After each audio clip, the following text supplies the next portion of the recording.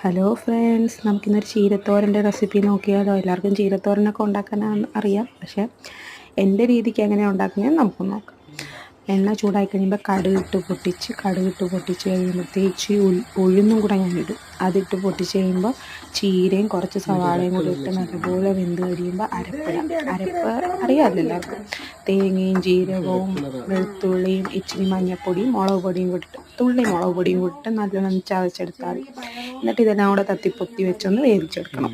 വേവിച്ചെടുത്തിട്ട് നല്ലപോലെ കറിവേപ്പിലയും കൂടിയിട്ട്, ചീരയൊക്കെ പിന്നെ പെട്ടെന്ന് വെന്ത് വരുമല്ലോ. പണ്ടൊന്നും ഈ ചീരയൊന്നും കണ്ണി കാണുന്നത് ഇഷ്ടമില്ലായിരുന്നു.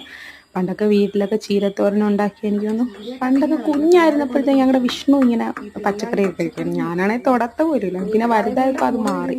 ഞാൻ കുറച്ചൊക്കെ പച്ചക്കറി കഴിക്കാൻ തുടങ്ങി, അവന് പച്ചക്കറി കഴിക്കാതായി.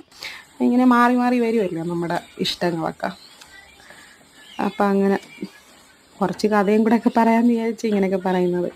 എല്ലാവരും ഒന്ന് ചാനലൊന്ന് സബ്സ്ക്രൈബ് ചെയ്യണേ ഫ്രണ്ട്സ്. ആരും അങ്ങനെ സബ്സ്ക്രൈബൊന്നും ചെയ്യുന്നില്ല. എല്ലാവരും ഒന്ന് ചെയ്യണേ സബ്സ്ക്രൈബ്. നമ്മളിപ്പോൾ തുടങ്ങിയതല്ലേ ഉള്ളൂ. അപ്പോൾ എല്ലാവരും ഒന്ന് സബ്സ്ക്രൈബ് ചെയ്ത് നമ്മളൊന്ന് സപ്പോർട്ട് ചെയ്താലേ നമുക്ക് ഇനി മുന്നോട്ട് പോകാനും നല്ല വീഡിയോസൊക്കെ ഇടാനൊക്കെ പറ്റത്തുള്ളൂ. അപ്പോൾ ഇത്രയേ ഉള്ളൂ. ചീരത്തോരൻ റെഡിയായി. ചീരത്തോരനൊക്കെ പെട്ടെന്ന് റെഡിയാകുമല്ലോ. അപ്പോൾ ചീരത്തോരൻ റെഡിയായി.